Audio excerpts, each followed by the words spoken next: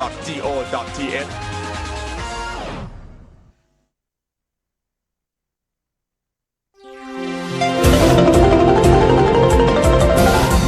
วิทยุแห่งประเทศไทยให้ความรู้คู่ความสุข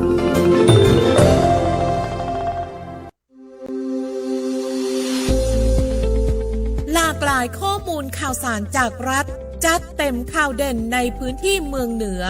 เวลาดี 4 โมงแรงในรายการอู้ข่าวเจ้าเหนือต่างสถานีวิทยุแห่งประเทศไทยภาคเหนือตอนบน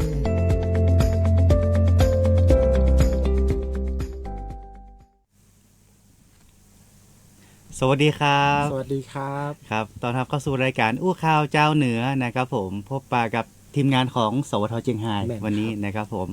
พบปะการกู้แรงวันจันทร์ถึงศุกร์นะครับผม4 โมงแรงถึง 5 โมงเนาะก็ต่างวิทยุในส่วนของ8 จังหวัดภาคเหนือตอนบนนะครับผม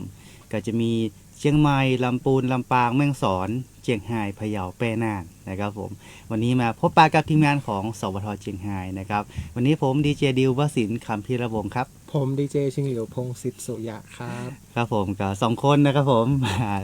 ผู้สื่อข่าวแล้วก็ผู้จัดรายการเนาะจากทางสวทเชียงรายเราจะนำเอาข่าวสารของทางทั้งเหนือ1และก็เหนือ2นะครับผมมาเล่ามาจ๋ามาอู้มาเล่าให้ฟังกันนะครับผมในส่วนของข่าวสารเติงมดเติงมวลนี้นะครับเดี๋ยวเราไปเริ่มกันที่เหนือ1กันก่อนว่าตังเหนือ1เนี่ยเปิ้นมีข่าวสารอย่างจะได้พ้องนะครับอู้ข่าวเจ้าเหนือช่วงข่าวสารบ้านเฮาเจียงใหม่ลำปูนลำปางแม่ฮ่องสอน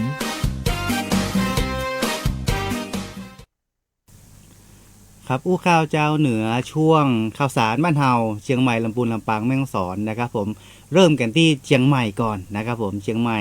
เปิ้นมีการออกหน่วยคัดกรองมะเร็งลำไส้ตีโรงพยาบาลเทพรัตนเวชานุกูลที่จังหวัดเชียงใหม่ครับทางด้านของนายแพทย์ธำรงหานวงศ์ประธานกรรมการมูลนิธิโรงพยาบาลนครพิงค์เปิดเผยว่ามูลนิธิโรงพยาบาลนครพิงค์ร่วมกับมูลนิธิเทพรัตนเวชานุกูลจัดหน่วยแพทย์อาสาคัดกรองมะเร็งลำไส้ด้วยการส่องกล้องเพื่อที่จะเพิ่มโอกาสในการค้นพบโรคมะเร็งลำไส้ในระยะเริ่มแรกนะครับซึ่งก็มีผู้ป่วยเข้ารับการส่องกล้องในครั้งนี้รวมทั้งหมด72 รายด้วยกันก็คือตีจัดในครั้งนี้นะครับเป็นจัดที่โรงพยาบาลเทพรัตนเวชานุกูลที่อำเภอแม่แจ่มจังหวัดเชียงใหม่นะครับผมจะ2 วันหน่อวันที่5กับวันที่6นะครับผมที่ผ่านมาก็มีทีมอาสาสมัคร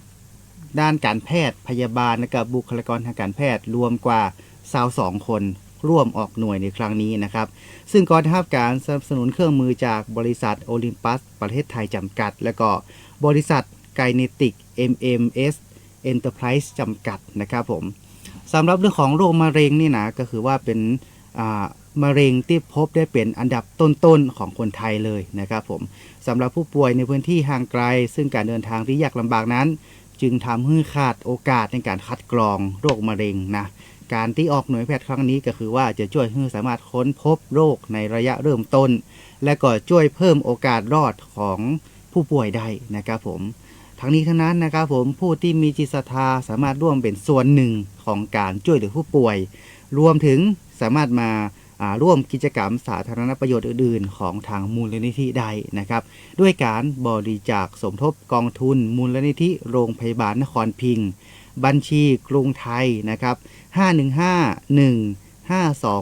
5151524 หรือสอบถามเพิ่มเติมได้ที่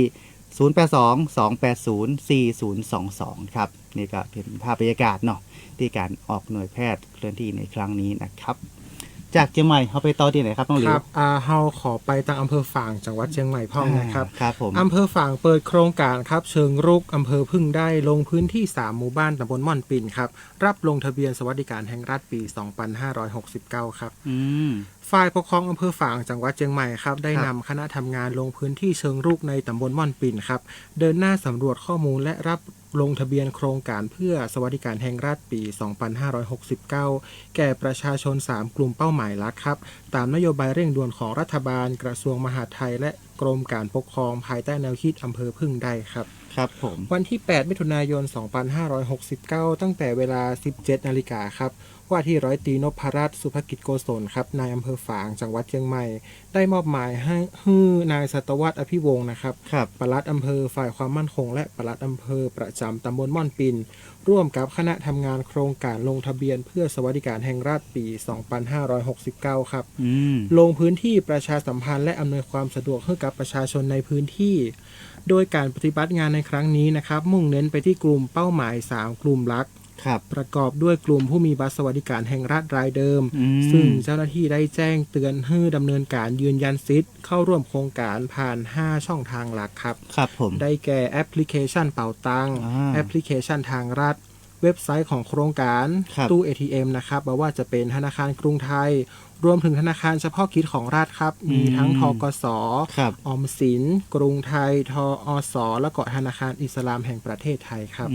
ส่วนแหม2 กลุ่มที่เหลือนะครับคือกลุ่มที่บ่มีบัตรสวัสดิการแห่งรัฐรายเดิม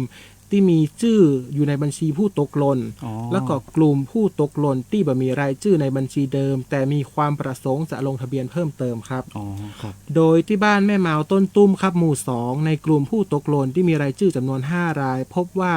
ยอมรับสิทธิ์2 รายครับ เสียชีวิต1 ราย แล้วก็อยู่ระหว่างการติดต่อแหม2 ราย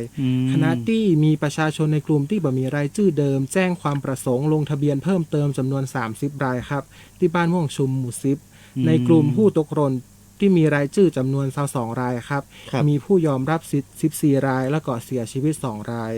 แล้วก็อยู่ระหว่างติดต่อแหม6 รายครับ ครับ โดยมีผู้ประสงค์ลงทะเบียนเพิ่มเติมจำนวน58 รายครับ อ๋อครับผม แล้วก็ที่บ้านหนองไผ่หมู่ 15 นะครับ จากกลุ่มผู้ตกหล่นที่มีรายชื่อจำนวน26 ราย ครับ มีผู้ยอมรับสิทธิ์13 รายครับ ไม่ยอมรับสิทธิ์1 ราย เสียชีวิต1 ราย แล้วก็อยู่ระหว่างจำคุกแหม2 ราย ครับ แล้วก็อยู่ระหว่างการติดต่อแหม9 รายครับ ครับ โดยในหมู่บ้านนี้มีประชาชนแสดงความประสงค์ลงทะเบียนเพิ่มเติมสูงถึง180 รายครับ อ๋อ ซึ่งคณะทำงานจะนำข้อมูลทั้งหมดไปดำเนินการตามขั้นตอนของโครงการต่อไปครับ ครับผมก็ถือว่าเป็นโครงการที่หลายท่านหลายคนก็อาจจะรอคอยอยู่นะครับ แม่นครับ ตึงผู้ที่มีสิทธิ์เดิมนะครับผมแล้วก็ผู้ที่ยังไม่มีสิทธิ์แต่คิดว่าตัวเก่าคุณสมบัติได้นะครับผม ครับ ก็ติดต่อได้ที่ป้าหลวงไม่หลวงบ้านได้เลย แม่น นะครับ ครับ ผมใครที่คิดว่าตัวเก่ามีสิทธิ์ครบถ้วนนะครับ ครับ จากเชียงใหม่ไปทางลำปูนพ่องนะครับผมลำปูนเปิ้ลมีการเฝ้าระวังเรื่องของฝนทิ้งช่วง แล้วก็เตรียมรับมือน้ำท่วมฉับพลันน้ำป่าไหลหลากนะครับที่ห้องประชุมจามเทวีชั้น4สารกลางจังหวัดลำปูนนายปิยพงษ์ชูวงศ์ผู้ว่าราชการจังหวัดลำปูนเป็นประธานการประชุมศูนย์บัญชาการเหตุการณ์จังหวัดลำพูนนะครับผมซึ่งก็เป็นการประชุมครั้งที่ 1/2569 เพื่อที่จะเตรียมความพร้อมรับสถานการณ์อุทกภัยในช่วงของฤดูฝนปี 2569 รวมไปถึงการเตรียมการช่วยเหลือบรรเทาความเดือดร้อนให้แก่พ่อแม่พี่น้องประชาชนอย่างรวดเร็วต่อเนื่องและก็ทันต่อสถานการณ์นั่นเองนะครับในที่ประชุมก็มีการรายงานประเด็นที่น่าสนใจนะครับผมก็คือเรื่องของภาวะฝนทิ้งช่วงในห่วงเดือนมิถุนายนถึงกรกฎาคม 2569 และในห่วงเดือนสิงหาคมถึงกันยายนอาจจะเกิดเรื่องของน้ำท่วมฉับพลันน้ำป่าไหลหลากได้นะครับผู้ว่าลำปูนมีการเน้นย้ำให้เฝ้าระวังนะครับผมให้ทุกหน่วยเนี่ยเตรียมความพร้อมตึงทั้งระดับจังหวัดอำเภอท้องถิ่นนะนอกจากนั้นก็ยังมอบให้หน่วยงานด้านเกษตรในพื้นที่แจ้งเตือนเกษตรกรให้รับมือกับภาวะฝนทิ้งช่วงไว้ตัวย ครับ ส่วนผลการคาดการณ์อุทกภัยในพื้นที่ของจังหวัดลำพูนปีนี้นะครับผมที่ลำพูนอาจจะเกิดสถานการณ์ได้บางพื้นที่เนาะแต่จะบอกกระทบหนักเหมือนปีที่ผ่านมา อย่างไรก็ตามนะครับผู้ว่าลำพูนก็ได้ประสานไปยังทหารพัฒนาเตรียมเข้าพื้นที่เพื่อขุดลอกลำน้ำปิงซึ่งเป็นรอยต่อระหว่างเชียงใหม่กับลำพูนแล้วนะครับส่วนทางท้องถิ่นเองนะครับผมก็มอบหมายไปยังท้องถิ่นเนาะฮือสำรวจเรื่องของผักตบชวาในลำคลองนะครับผมหากพบว่ากีดขวางทางน้ำต้องรีบดำเนินการกำจัดให้เรียบร้อยนะครับ ด้านสาธารณสุขก็ให้รายงานเรื่องของจำนวนกลุ่มเปราะบางที่ต้องเฝ้าระวังเป็นพิเศษ หากว่าเกิดเหตุขึ้นจะได้เข้าไปช่วยเหลือกลุ่มเปราะบางก่อนนะครับผมทางนี้ทั้งนั้นนะครับกว่าทุกหน่วยต้องเตรียมพร้อมนะครับตึงคนวัสดุอุปกรณ์เครื่องจักรเครื่องมือให้อยู่ในสภาพที่พร้อมใช้งาน เพื่อที่ว่าเกิดสถานการณ์ขึ้นเนี่ยเขาจะได้จ่ายได้อย่างทันท่วงทีนั่นเองนะครับผม ครับผม นี่ก็เป็นการเตรียมความพร้อมที่ลำปูน แม่น นะครับ ครับ จากลำปูนเราไปพอตังลำปางห้องครับผมลำปูนลำปางข้ามดอยขุนตาลไปหน่อยนะ ที่ลำปางนะครับผมเปิ้นได้ทำการพระราชทานเรื่องของผ้าไตรนะครับผมทางหน้าของนายวิวัฒน์อินทายวงศ์ผู้ว่าราชการจังหวัดลำปางเป็นประธานฝ่ายคารวาสในพิธีพระราชทาน น้ำสงฆ์พระพุทธปฏิมาสายยัดปางปรินิพพานนะครับแล้วก็ผ้าไตรอีก1ไตรเนาะพระราชทานจากสมเด็จพระกนิษฐาธิราชเจ้ากรมสมเด็จพระเทพรัตนราชสุดาสยามบรมราชกุมารี ถวายแด่ประธานสงฆ์นะครับผมและก็ส่งน้ำพระพุทธปฏิมาสายยัดปางปรินิพพานปีที่ 4 เนื่องในวันอัฐมีบูชาประจำปี 2569 นะครับซึ่งก็มีทางด้านของเจ้าอาวาสวัดสุทธิจิตรารามเป็นประธานฝ่ายสงฆ์เนาะแล้วก็มีหัวหน้าส่วนนายอำเภอทุกอำเภอข้าราชการแล้วก็พุทธศาสนิกชนร่วมพิธีกันนะครับผมที่วัดสุทธิจิตรารามตำบลบ้านขออำเภอเมืองปานจังหวัดลำปางนะครับซึ่งวัดสุทธิจิตรารามตำบลบ้านขออำเภอเมืองปานนั้นนะครับผมก็ได้จัดสร้างพระพุทธปฏิมาสายยัดปางปรินิพพานความยาว 49.89 เมตรนะครับผมเพื่อมีวัตถุประสงค์เพื่อที่จะถวายเป็นพุทธบูชาสรรเสริญยกย่องนะครับเชิดชูพระปัญญาคุณพระบริสุทธิ์คุณและพระกรุณาคุณนะครับถวายเป็นพระราชกุศลแด่สมเด็จพระกนิษฐาธิราชเจ้ากรมสมเด็จพระเทพรัตนราชสุดาสยามบรมราชกุมารีเพื่อพุทธศาสนิกชนจะได้มีโอกาสมากราบพุทธปฏิมาสายยัดปางปรินิพพานนะครับผมก็อันเป็นต้นแบบมาจากอินเดียนะครับผมตัวของต้นแบบนี้นะครับแล้วก็ยังจะช่วยเป็นเรื่องของแหล่งท่องเที่ยวเชิงวัฒนธรรมเมื่อกับอำเภอเมืองปานตัวนะอำเภอเมืองปานก็ถือว่าเป็นอำเภอที่อยู่ตั้งเหนือเนาะตั้งเหนือของลำปางนะครับผมใครเคยไปก็ทักทายกันได้นะคอมเมนต์มาได้นะครับผมครับจากลำปางเขาขอไปจังหวัดแม่ฮ่องสอนพ้องนะครับจังหวัดแม่ฮ่องสอนเดินหน้าปลูกกาแฟอาราบิก้า 2.7 ล้านตันครับสร้างอาชีพควบคู่ฟื้นฟูป่าสู่ต้นแบบเศรษฐกิจสีเขียวครับซึ่งทางจังหวัดแม่ฮ่องสอนจัดพิธีแจกกล้ากาแฟอาราบิก้าจำนวน 2.7 ล้านตันครับประจำ ล้านต้นนะครับผม ล้านต้นนะครับขออภัยประจำปี 2569 นะครับภายใต้โครงการพัฒนาและส่งเสริมการปลูกกาแฟอาราบิก้าและก็พืชเศรษฐกิจอย่างยั่งยืนมุ่งสร้างรายได้ให้กับเกษตรกรควบคู่กับการอนุรักษ์ทรัพยากรธรรมชาติลดปัญหาหมอกควันไฟป่าพร้อมขับเคลื่อนเศรษฐกิจชุมชนอย่างยั่งยืนนะครับซึ่งเมื่อวันที่ 8 ครับมิถุนายน 2569 นะครับณโรงเพาะกล้าบ้านดงตำบลห้วยหอมอำเภอแม่ละน้อยจังหวัดแม่ฮ่องสอนนะครับได้มีการจัดงานพิธีแจกกล้ากาแฟอาราบิก้าจำนวน 2.7 ล้านต้นประจำปี 2569 นะครับโดยได้รับเกียรติจากนายวิบูลย์แววบัณฑิตนะครับผู้ว่าราชการจังหวัดแม่ฮ่องสอนเป็นประธานในพิธีพร้อมด้วยนายจากชลัดพิบูลย์ธรรมศักดิ์นะครับกรรมการผู้จัดการบริษัทกรีโนเวทจำกัดและก็ผู้แทนจาก PTG หรือว่ากาแฟพันธุ์ไทยนะครับในนามคณะผู้จัดงานตลอดจนหัวหน้าส่วนราชการผู้นำท้องถิ่นและก็เกษตรกรในพื้นที่เข้าร่วมนะครับซึ่งโครงการดังกล่าวมีเป้าหมายเพื่อส่งเสริมองค์ความรู้ด้านการผลิตกาแฟสร้างรายได้และก็ยกระดับคุณภาพชีวิตเนาะควบคู่กับการอนุรักษ์พื้นที่ป่าไม้ครับซึ่งกาแฟอาราบิก้าเนี่ยเป็นพืชเศรษฐกิจที่สามารถเจริญเติบโตร่วมกับระบบนิเวศป่าแล้วก็ช่วยเพิ่มความอุดมสมบูรณ์ของพื้นที่ได้ในโอกาสนี้ครับผู้ว่าราชการจังหวัดแม่ฮ่องสอนได้กล่าวว่าการมอบกล้ากาแฟจำนวน 2.7 ล้านต้นนะครับไม่ใช่แค่เป็นการส่งเสริมแล้วก็สร้างรายได้ให้กับเกษตรกรเท่านั้นแต่ยังเป็นกลไกสำคัญในการฟื้นฟูป่าสร้างความสมดุลระหว่างเศรษฐกิจกับสิ่งแวดล้อมรวมถึงสร้างโอกาสให้กับคนรุ่นใหม่ตัวครับทั้งนี้กิจกรรมดังกล่าวได้รับความร่วมมือจากทุกภาคส่วนไม่ว่าจะเป็นอบต.ห้วยหอมศูนย์พัฒนาโครงการหลวงแม่ละน้อยหน่วยงานภาครัฐ ภาคเอกชน เครือข่ายเกษตรกรในพื้นที่เพื่อร่วมกันขับเคลื่อนจังหวัดแม่ฮ่องสอนสู่การเป็นต้นแบบเมืองเศรษฐกิจสีเขียวที่เติบโตควบคู่กับการอนุรักษ์สิ่งแวดล้อมอย่างยั่งยืนครับครับผมก็ต่างแม่ฮ่องสอนนะแม่ฮ่องสอนมีแหมข่าวเนาะข่าวนี้ข่าวจากโซนใต้นะครับผมอันนี้คืออำเภอเมืองแม่ฮ่องสอนนะครับผมอันนี้คือเป็นข่าวของสวท.แม่เสรียงนะครับผมที่แม่เสรียงนะครับเพื่อนมีโครงการ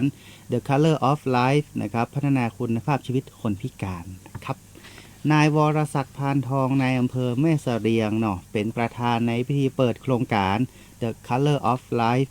ขออภัยครับ The Color for Life นะครับผมพัฒนาคนพิการสืบสานอัตลักษณ์อนุรักษ์สิ่งแวดล้อมประจำปีงบประมาณ 2569 จัดที่ลานกิจกรรมศูนย์คริสเตียนเพื่อพัฒนาผู้พิการหรือว่า CDPD ที่อำเภอแม่เสรียงนะครับก็มีทางด้านของนางสาววราพรขันเขียวผู้อำนวยการปฏิบัติการศูนย์คริสเตียนเพื่อพัฒนาผู้พิการหรือว่า CDPD ก็ได้กล่าวเรื่องของวัตถุประสงค์ของการจัดกิจกรรมนะครับผมและก็ได้การสนับสนุนงบประมาณมาจากกองทุนส่งเสริมและพัฒนาคุณภาพชีวิตคนพิการนะครับซึ่งก็มีหัวหน้าส่วนราชการผู้บริหารสถานศึกษาเนาะผู้นำศาสนาและก็ตัวแทนขององค์กรภาคีเครือข่ายเข้าร่วมพิธีโดยพร้อมเพรียงกันนะครับไฮไลท์สำคัญที่ของงานนี้นะครับผมก็คือการส่งเสริมอาชีพนะครับผมเปิ้ลจะพัฒนาเรื่องของทักษะการย้อมสีธรรมชาติจากวัสดุท้องถิ่นนำไปถักทอตัดเย็บเป็นผลิตภัณฑ์ที่มีอัตลักษณ์สามารถที่จะสร้างรายได้เสริมและก็ใช้ประโยชน์ได้ในชีวิตประจำวันและก็เรื่องของการพัฒนาคุณภาพชีวิตนะครับผมเปิ้ลจะมุ่งเน้นการสร้างสมาธินะสร้างความภูมิใจในผลงานแล้วก็เสริมสร้างทักษะการดูแลตนเองให้กับผู้พิการรวมไปถึงสร้างพลังใจเนาะเป็นกิจกรรมที่จะหนุนเสริมทักษะและก็ให้กำลังใจแก่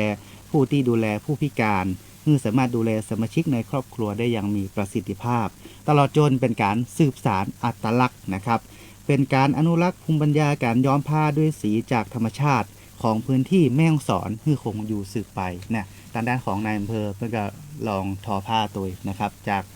ในFacebook Live ตะกี้นะครับผมซึ่งนายอำเภอแม่เสรียงนะครับผมก็ได้กล่าวชื่นชมในความมุ่งมั่นของศูนย์คริสเตียนเพื่อพัฒนาผู้พิการหรือว่า CDPD และการหน่วยงานของภาคีเครือข่ายทุกภาคส่วนเลยที่ร่วมมือกันจัดกิจกรรมอันเป็นประโยชน์นี้ขึ้นนะครับซึ่งก็เป็นการบูรณาการด้านการพัฒนาคนพัฒนาอาชีพและการอนุรักษ์สิ่งแวดล้อมเข้าด้วยกันอย่างลงตัวนั่นเองช่วยให้ผู้พิการมีศักยภาพในการพึ่งพาตนเองได้มากขึ้นและก็สร้างความเข้มแข็งให้กับครอบครัวได้อย่างยั่งยืนนั่นเองนะครับนี่ก็ข่าวสารจากต่างแม่เสรียงเนาะครับผมก็ตอนนี้เรียบร้อยนะครับผมข่าวสารในโซนของภาคเหนือ1ครับเหนือตอนบน1นะครับผมก็จะมีเชียงใหม่ลำพูนลำปางแม่ฮ่องสอนนะครับผมเดี๋ยวพักกันสักกรรมเนาะเดี๋ยวมาติดตามข่าวสารจากทางเหนือ2กันพ่องในช่วงหน้าช่วงอย่างครับน้องเดียวข่าวสารบ้านเฮาเชียงไฮ้พะเยาแป้น่านครับครับผมมัดรวมข่าวสารจากรัฐเจาะลึกประเด็นร้อนจาก8จังหวัดภาคเหนือตอนบนกับทีมนักจัดรายการ11สถานีในรายการอู้ข่าวเจ้าเหนือพบกับช่วงพยากรณ์อากาศและเตือนภัยรายวันคดสวายกระจายข่าวข่าวสารบ้านเฮาและป้าแอลเมืองเหนือเวลาดี 4-5 โมงเย็นทุกวันจันทร์ถึงวันศุกร์รับฟังทางวิทยุแห่งประเทศไทย8จังหวัดภาคเหนือตอนบน11สถานีวิทยุสวท.เชียงใหม่เชียงรายพะเยาแพร่น่านลำปางลำพูนแม่ฮ่องสอนแม่เสรียงฝางและสวท.เพื่อการเรียนรู้และเตือนภัยภาคเหนือพร้อมรับชมทาง Facebook Fanpage ของทุกสถานีสดพร้อมกันทั้งออนแอร์และออนไลน์อู้ข่าวเจ้าเหนืออู้จาประสาคนเมืองเหนือ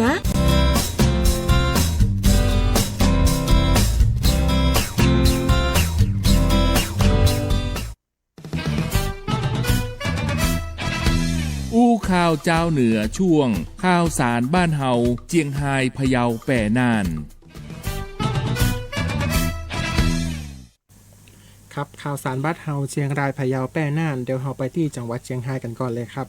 มณฑลทหารบกที่37จัดกำลังพลจิตอาสาพระราชทานจัดกิจกรรมมอบรอยยิ้มผ่าน2มือ1หัวใจสู่หยาดเหงื่อเพื่อประชาชนด้วยการซ่อมแซมเทปูนถนนคอนกรีตทางเข้าหมู่บ้านบริวารบ้านแม่ตาข้าง แม่ตาช้าง บ้านแม่ตาช้างหมู่ ครับ 11ตำบลป่าแดดอำเภอแม่สวยจังหวัดเชียงรายครับ ครับผม ซึ่งกำลังพลจิตอาสาพระรา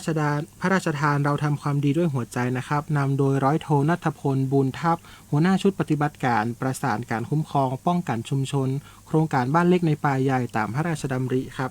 พร้อมกำลังพลจิตอาสาพระราชทานจัดกิจกรรมมอบรอยยิ้มผ่าน2 มือ1หัวใจ สู่หยัดเหงื่อเพื่อประชาชนโดยการซ่อมแซมและเทปูนถนนคอนกรีตทางเข้าหมู่บ้าน ซึ่งมีระยะทางประมาณ4 กิโลเมตรครับและก็กว้าง4 เมตร และยังเป็นเส้นทางผ่านเข้าไปในพื้นที่โครงการบ้านเล็กในป่าใหญ่ตามพระราชดำริบ้านห้วยยาไซครับ โดยการดำเนินการในครั้งนี้เป็นวันที่ 5 และก็ได้ดำเนินการเสร็จสิ้นเป็นที่เรียบร้อยแล้ว โดยได้บูรณาการร่วมกับประชาชนบ้านแม่ตาช้างนะครับ ครับ เจ้าหน้าที่สำนักบริหารพื้นที่อนุรักษ์ที่ ครับ 15 กรมอุทยานแห่งชาติสัตว์ป่าและพันธุ์พืชเชียงรายครับ ครับ และก็เจ้าหน้าที่และคนงานเกษตรในพระองค์ ซึ่งถนนเส้นนี้นะครับเป็นเส้นทางที่ประชาชนใช้สัญจรหลักทั้งเดินทางไปประกอบอาชีพ ครับ ทำสวนทำไร่ อืม แล้วก็ยังส่งบุตรหลานไปโรงเรียนนะครับ ซึ่งการดำเนินในครั้งนี้จะช่วยให้เดินทางได้สะดวกขึ้น แล้วก็ย่นระยะเวลาในการเดินทางมากยิ่งขึ้นครับ ครับผมก็นี่ก็เป็นข่าวสารที่เชียงรายเนาะจากที่เห็นในภาพนะครับผมกำลังทำถนนกันเลยนะครับ ครับ ผมต่อจากเชียงรายแล้วเราไปตังพะเยากันพ่องนะครับพะเยาเพิ่นมีโครงการที่เสริมศักยภาพในการป้องกันและปราบปรามยาเสพติดนะครับที่อาคารอเนกประสงค์กองกำกับการตำรวจตระเวนชายแดนที่ 32 จังหวัดพะเยานางสาวอนาภาโลวีระผู้อำนวยการขออภัยครับผู้ว่าราชการจังหวัดพะเยาเนาะเป็นประธานเปิดโครงการฝึกอบรมพัฒนาศักยภาพชุดปฏิบัติการเฝ้าระวัง และป้องกันและปราบปรามยาเสพติดประจำปี 2569 ก็มีหัวหน้าส่วนราชการนะครับหน่วยงานด้านความมั่นคงทหารตำรวจฝ่ายปกครองนะและก็ผู้แทนจากปปสภาค 5 เข้าร่วมโครงการโดยผู้ว่าราชการจังหวัดพะเยาก็ได้เน้นย้ำถึงความสำคัญของโครงการนี้นะครับว่าปัญหายาเสพติดกระทบต่อความมั่นคงและคุณภาพชีวิต จึงต้องอาศัยความร่วมมือจากทุกภาคส่วน และก็คาดหวังให้ผู้เข้ารับการอบรมนำความรู้ไปพัฒนาทักษะ เพื่อเป็นกำลังหลักในการดูแลความปลอดภัยให้กับชุมชน ซึ่งโครงการดังกล่าวก็ถือเป็นอีกหนึ่งกลไกนะครับในการที่จะเสริมสร้างศักยภาพของชุดปฏิบัติการในพื้นที่ให้สามารถเฝ้าระวังป้องกันและปราบปรามยาเสพติดได้อย่างมีประสิทธิภาพ เพื่อลดความรุนแรงของสถานการณ์การแพร่ระบาดของยาเสพติดในพื้นที่ของจังหวัดพะเยา พร้อมกันนี้ผู้ว่าพะเยานะครับก็ได้กล่าวขอบคุณทุกภาคส่วนทุกภาคีเครือข่ายเนาะ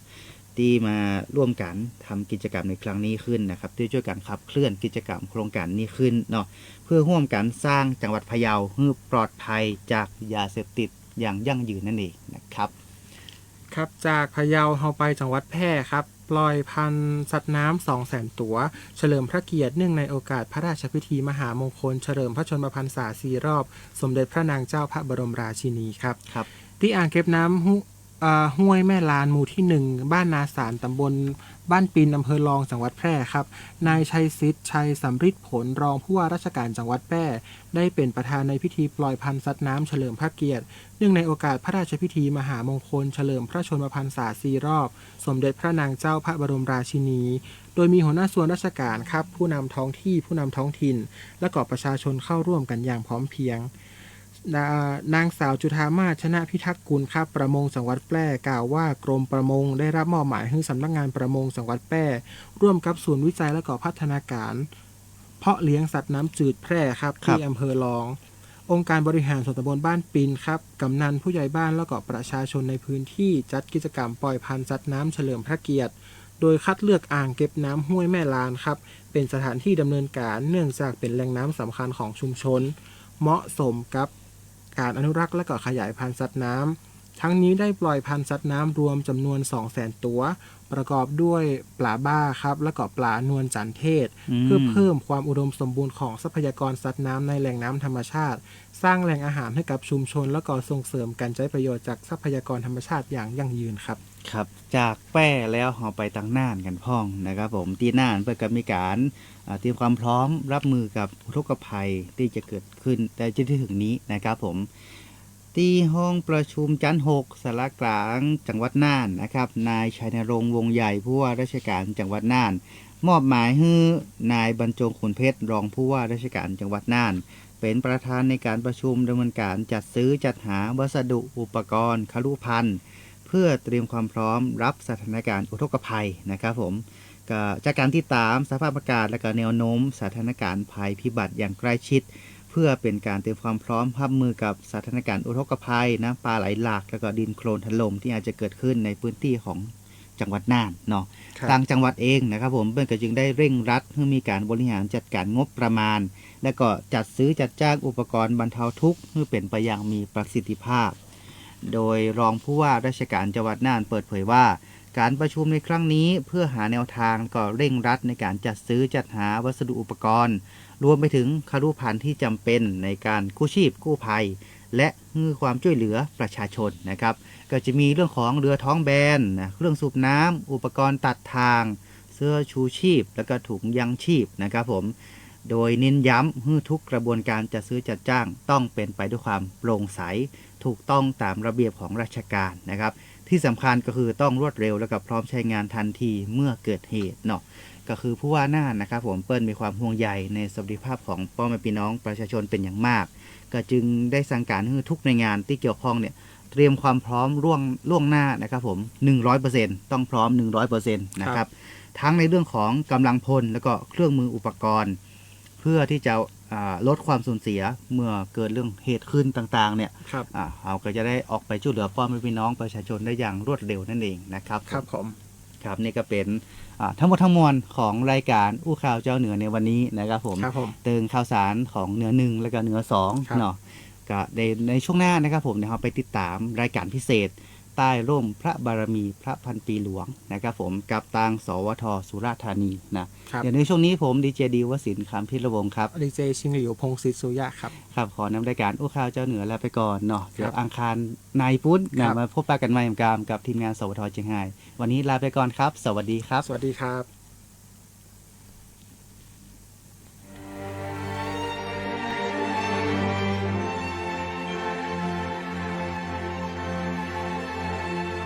สถานีวิทยุกระจายเสียงแห่งประเทศไทย 70 สถานีทั่วทุกภูมิภาค เสนอรายการใต้ร่มพระบารมีพระพันปีหลวง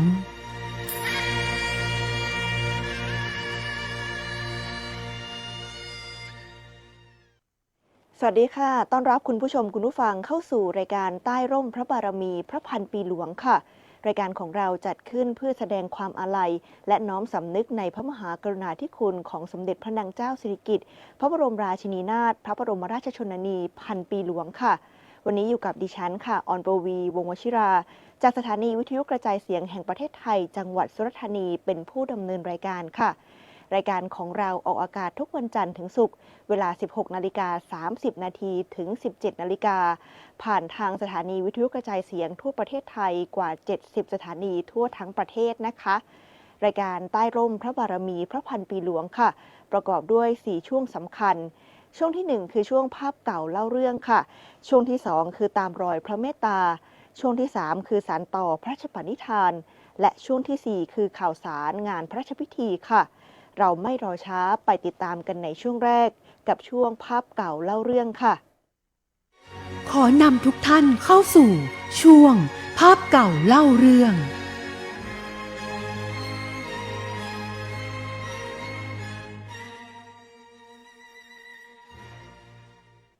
ช่วงภาพเก่าเล่าเรื่องวันนี้ค่ะคุณผู้ชมคุณผู้ฟังคะจาก2 ครั้งที่ผ่านมาเราพาคุณผู้ชมคุณผู้ฟังไปติดตามพระราชกรณียกิจที่สำคัญ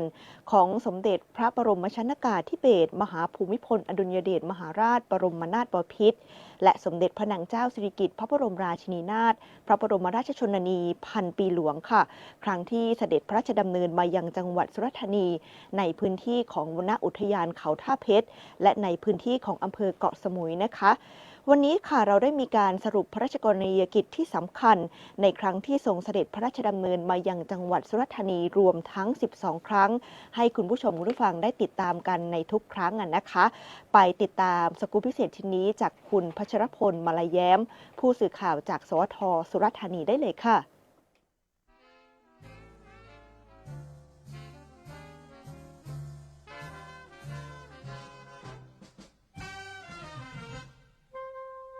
สมเด็จพระบรมชนกาธิเบศรมหาภูมิพลอดุลยเดชมหาราชบรมนาถบพิตรพร้อมด้วยสมเด็จพระนางเจ้าสิริกิติ์พระบรมราชินีนาถพระบรมราชชนนีพันปีหลวงเสด็จพระราชดำเนินมายังจังหวัดสุราษฎร์ธานี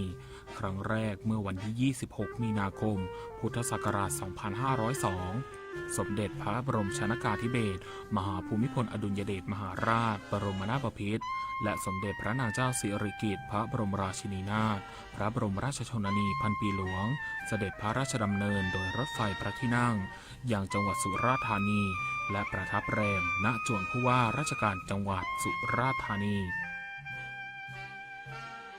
ในวันที่ 27 มีนาคม พุทธศักราช 2502 เวลา 5:59 นาที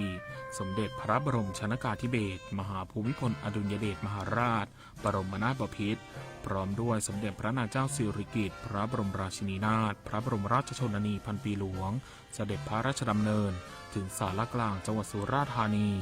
นายฉลองระมิตานนท์ผู้ว่าราชการจังหวัดในขณะนั้นกราบบังคมทูลเบิกข้าราชการและราษฎรเข้าเฝ้าทูลละอองธุลีพระบาทหลังจากนั้นได้ส่งเยี่ยมราษฎรแล้วได้เสด็จพระราชดำเนินไปทอดพระเนตรขบวนแห่พระทางน้ำซึ่งจังหวัดได้จัดขึ้นโดยมีเรือพนมพระจากวัดต่างๆมากมายเต็มลำน้ำตาปีจากนั้นได้เสด็จพระราชดำเนินยังเขาท่าเพชรทรงสักการะพระธาตุศรีสุราษฎร์แล้วเสด็จพระราชดำเนินไปยังตำบลท่าข้ามอำเภอพุนพินจังหวัดสุราษฎร์ธานีประทับรถไฟพระที่นั่งเสด็จพระราชดำเนินกลับกรุงเทพมหานครครั้งในการเสด็จพระราชดำเนินเมื่อวันที่ 4 ตุลาคม พุทธศักราช 2511 หลังจากที่ได้เสด็จพระราชดำเนินมายังอำเภอพระแสงเมื่อวันที่ 24 กรกฎาคม พุทธศักราช 2511 ได้ทรงสดับรับทราบปัญหาและทอดพระเนตรเห็นความทุรกันดารลำบากในการเดินทางของราษฎรสมเด็จพระบรมชนกาธิเบศรมหาภูมิพลอดุลยเดชมหาราชบรมนาถบพิตรพร้อมด้วยสมเด็จพระนางเจ้าสิริกิติ์พระบรมราชินีนาถพระบรมราชชนนีพันปีหลวงได้เสด็จพระราชดำเนินมายังอำเภอพระแสงอีกครั้งในครั้งนี้ได้พระราชทานรถถากถางบูลโดเซอร์หรือรถแท็กเตอร์ดีซีสำหรับใช้เป็นเครื่องมือในการพัฒนาเส้นทางคมนาคมอำเภอพระแสงสมัยนั้นสภาพทุรกันดารมากไม่มีทางรถยนต์ติดต่อระหว่างเมืองต่อเมืองการคมนาคมต้องอาศัยทางน้ำโดยตลอดแม้กระทั่งการนำรถถากถางมาพระราชทานในครั้งนั้นยังต้องใช้เฮลิคอปเตอร์ขนส่งหลังจากนั้นเป็นต้นมาเมืองพระแสงได้พัฒนาอย่างต่อเนื่องจนเป็นเมืองเศรษฐกิจด้านการเกษตรอีกเมืองหนึ่งของจังหวัดสุราษฎร์ธานีตราบจนปัจจุบันในการเสด็จพระราชดำเนินเมื่อวันที่ 27 สิงหาคม พุทธศักราช 2517 สมเด็จพระบรมชนกาธิเบศรมหาภูมิพลอดุลยเดชมหาราชบรมนาถบพิตรและสมเด็จพระนางเจ้าสิริกิติ์พระบรมราชินีนาถพระบรมราชชนนีพันปีหลวงพร้อมด้วยพระบรมวงศานุวงศ์เสด็จพระราชดำเนินยังอำเภอเวียงสะจังหวัดสุราษฎร์ธานีซึ่งขณะนั้นเป็นอีกอำเภอหนึ่งที่มีภัยจากผู้ก่อการร้ายคอมมิวนิสต์ด้วยพระบารมีของพระองค์และพระมหากรุณาธิคุณที่ทรงมีต่อทวยราชอันเป็นศูนย์รวมใจของประชาชนทุกหมู่เหล่าประกอบกับการเสด็จพระราชดำเนินมาพระราชทานธงประจำรุ่นให้แก่กองลูกเสือชาวบ้านในพื้นที่จึงเป็นการสร้างขวัญและกำลังใจให้แก่ราษฎรในพื้นที่ได้เป็นอย่างดีปัญหาจากภัยก่อการร้ายจึงคลี่คลายลง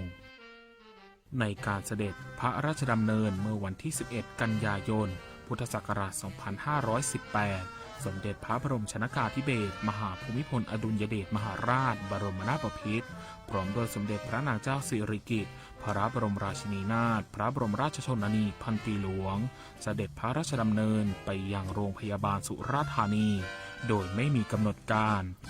เนื่องจากทรงทราบว่ามีตำรวจทหารและลูกเสือชาวบ้านได้รับบาดเจ็บจากการปะทะกับผู้ก่อการร้ายคอมมิวนิสต์จึงมีพระราชประสงค์ที่จะทรงเยี่ยมผู้ที่ได้รับบาดเจ็บเป็นพระมหากรุณาธิคุณต่อชาวสุราษฎร์ธานีอย่างหาที่สุดมิได้อีกวาระหนึ่ง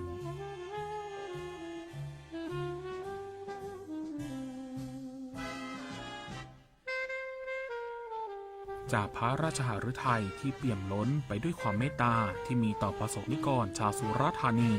ของสมเด็จพระบรมชนกาธิเบศรมหาภูมิพลอดุลยเดชมหาราชบรมนาถบพิตรและสมเด็จพระนางเจ้าสิริกิติ์พระบรมราชินีนาถพระบรมราชชนนีพันปีหลวงทรงเสด็จพระราชดำเนินมายังจังหวัดสุราษฎร์ธานี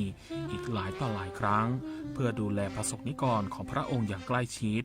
นับเป็นพระมหากรุณาธิคุณต่อชาวสุราษฎร์ธานีอย่างหาที่สุดมิได้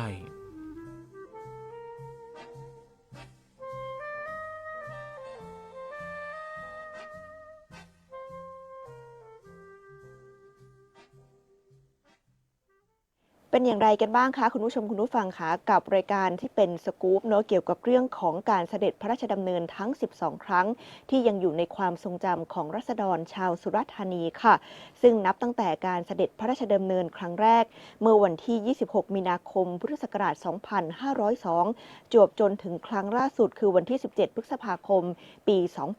2519ค่ะที่เสด็จมาเปิดประปาผิวดินและพระราชทานธงประจำกองลูกเสือชาวบ้านยังคงเป็นภาพความประทับใจที่อยู่ในใจของชาวสุราษฎร์ธานีมาจนถึงปัจจุบันและตราบนานเท่านานค่ะเดี๋ยวเราไปติดตามกันต่อในช่วงที่2กับช่วงตามรอยพระเมตตาค่ะขอนำทุกท่านเข้าสู่ช่วงตามรอยพระเมตตา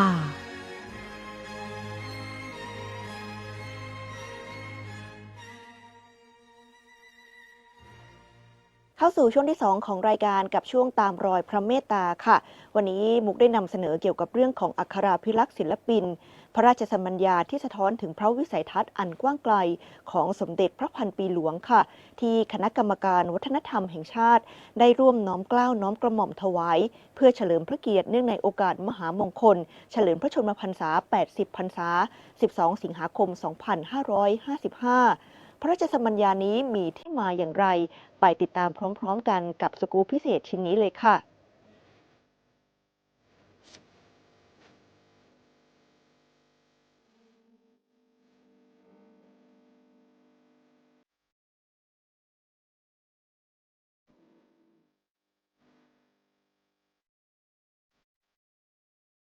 ท่ามกลางกระแสความเปลี่ยนแปลงของโลกยุคใหม่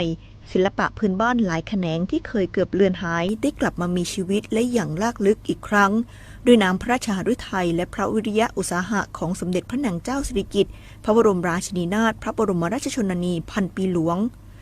ตลอดระยะเวลากว่า7 ทศวรรษพระองค์ทรงอุทิศพระวรกายเพื่อการอนุรักษ์ฟื้นฟูและสืบสานศิลปะวัฒนธรรมของชาติในทุกมิติ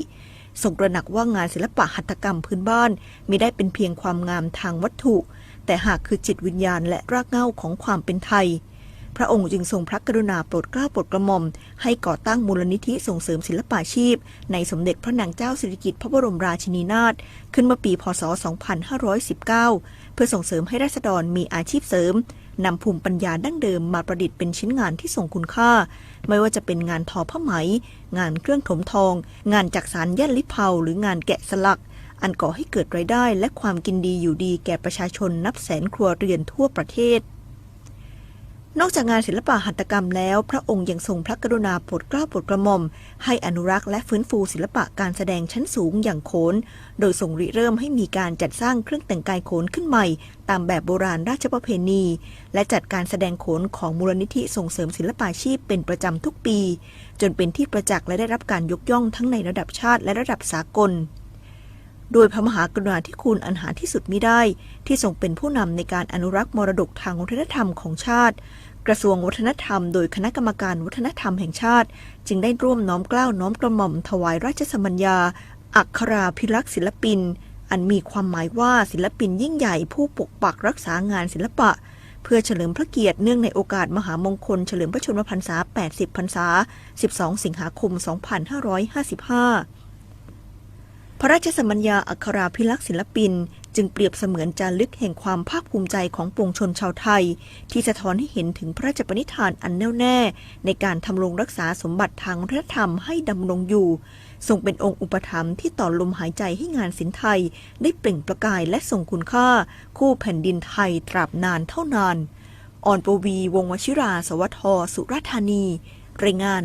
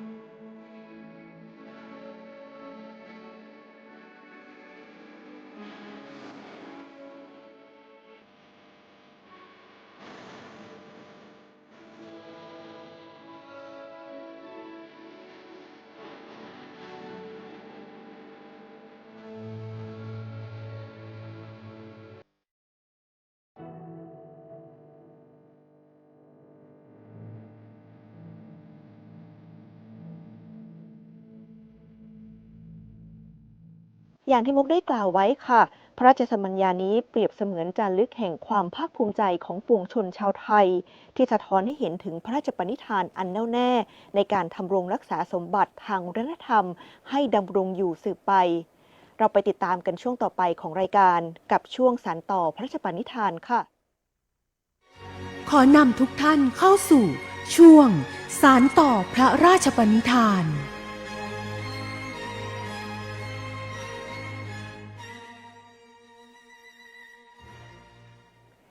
ช่วงสานต่อพระราชปณิธานวันนี้ค่ะมุกพาไปรับชมมิวสิกวิดีโอในบทเพลงน้ำกับป่าค่ะที่กรมส่งเสริมวัฒนธรรมกระทรวงวัฒนธรรมร่วมกับจังหวัดในพื้นที่ภาคใต้จัดทำขึ้นค่ะเพื่อเทิดพระเกียรติและน้อมถวายความอาลัยแด่สมเด็จพระนางเจ้าสิริกิติ์พระบรมราชินีนาถพระบรมราชชนนีพันปีหลวงค่ะขณะเดียวกันเป็นการน้อมนำพระราชดำรัสพระเจ้าอยู่หัวเป็นน้ำฉันจะเป็นป่าที่ถวายความจงรักภักดีต่อน้ำพระเจ้าอยู่หัวสร้างอ่างเก็บน้ำฉันจะสร้างป่าในสมเด็จพระพันปีหลวงนะคะที่มีพระราชประสงค์ให้กับประชาชนอยู่ร่วมกันกับป่าได้อย่างพึ่งพาอาศัยกันเกื้อกูลกันสร้างความเจริญงอกงามให้แก่กันและกันไปติดตามมิวสิกวิดีโอนี้ได้เลยค่ะ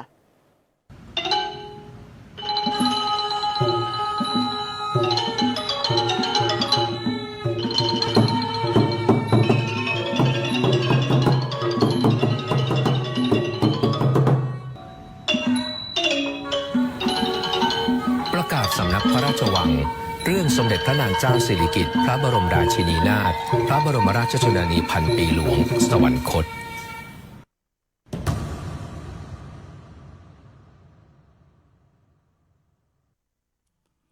พระแม่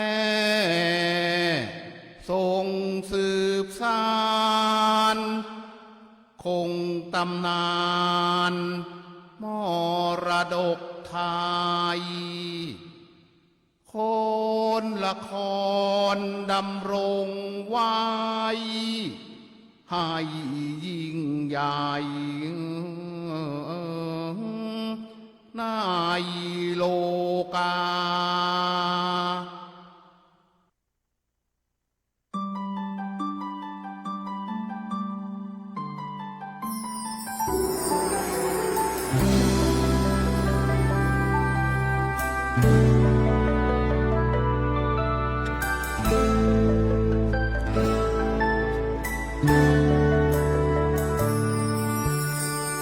ที่ไม่มีดาวอีกคราวหนึ่งแล้วใช่ไหมความอาลัยเดือนตุลา9 ปีที่ผ่านไปหัวใจคราวนั้นหนักหนาผ่านเวลาทำใจถึงพระพันปีหลวงครานี้ก็แสนใจหายแม้เข้าใจสัจธรรมยิ่งได้ฟังเรื่องราวที่ทรงเกื้อกูลหนุนนำคู่พระทัยของพระองค์ข้าพเจ้าเป็นน้ำฉันจะเป็นป่า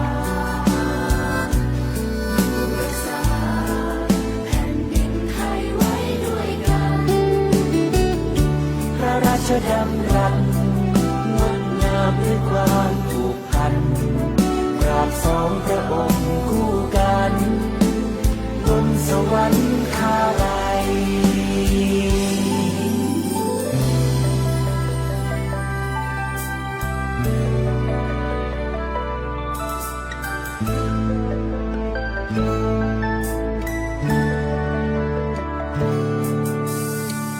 พระหัตถ์เชิดชันคู่ขวัญพระบารมีชีวิตนี้เพื่อคนไทยพ่อแม่แห่งแผ่นดินที่ไม่เคยทิ้งลูกไปไหนอยู่ในใจนิรันดร์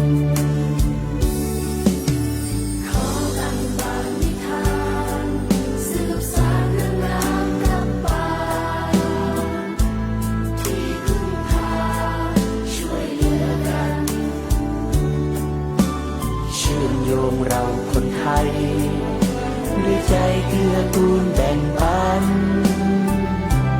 ดังคำนั้นของพระองค์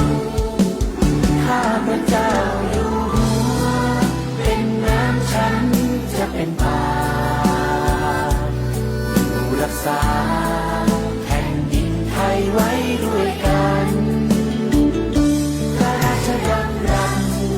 งดงามด้วยความผูกพันกราบสองพระองค์คู่กันบนสวรรคาลัย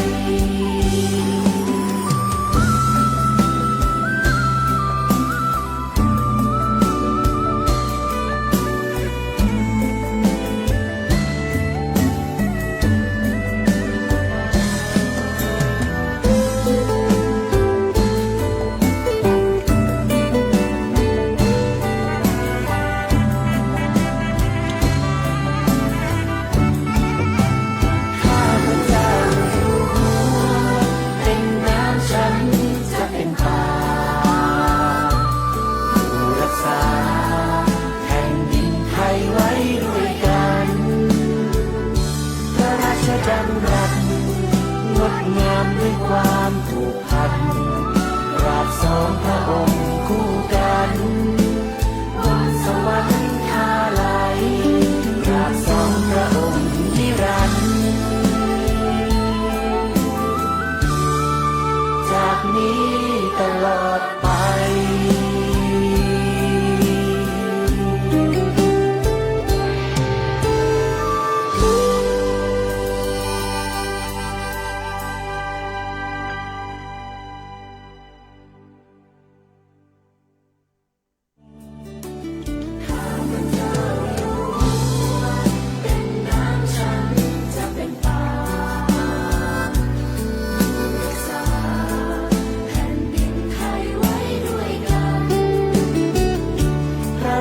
ดำรัสงดงามด้วยความผูกพันกราบสองพระองค์คู่กันบนสวรรคาลัย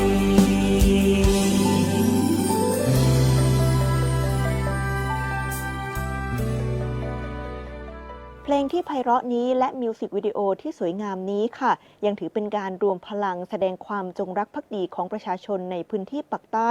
ต่อแม่ของแผ่นดินด้วยค่ะเราไปติดตามในช่วงสุดท้ายของรายการค่ะด้วยเรื่องของข่าวสารงานพระบรมศพสมเด็จพระนางเจ้าสิริกิติ์พระบรมราชินีนาถพระบรมราชชนนีพันปีหลวงค่ะโดยวันนี้ค่ะมุกได้นำภาพที่ชื่อว่า Times Square The Queen Mother of Thailand ซึ่งเป็นการแสดงพระบรมฉายาลักษณ์แห่งความงดงามและพระเมตตาไปปรากฏสู่กลางมหานครนิวยอร์กประเทศสหรัฐอเมริกาค่ะซึ่งสะท้อนให้เห็นถึงความรักความภักดีและความอาลัยของปวงชนชาวไทยสู่สายตาชาวโลกอย่างสมพระเกียรติค่ะคุณผู้ชมคุณผู้ฟังคะและทั้งหมดนี้คือรายการใต้ร่มพระบารมีพระพันปีหลวงค่ะที่สถานีวิทยุกระจายเสียงแห่งประเทศไทยจังหวัดสุราษฎร์ธานีได้จัดทำขึ้นค่ะภายใต้การอำนวยการผลิตของผู้อำนวยการสำนักงานประชาสัมพันธ์ที่ 5 นายโสพลเขี้ยมการและผู้อำนวยการสถานีวิทยุกระจายเสียงแห่งประเทศไทยจังหวัดสุราษฎร์ธานีนางสุภัตราเรี่ยมรัตน์ค่ะส่วนในวันพรุ่งนี้ติดตามชมรายการใต้ร่มพระบารมีพระพันปีหลวงได้จากสท.จังหวัดสงขลาส่วนวันนี้ดิฉันออนปวีวงศ์วชิราต้องขอลาคุณผู้ชมคุณผู้ฟังไปก่อนสำหรับวันนี้สวัสดีค่ะวิทยุกระจายเสียงแห่งประเทศไทยและเครือข่ายทั่วประเทศเสนอ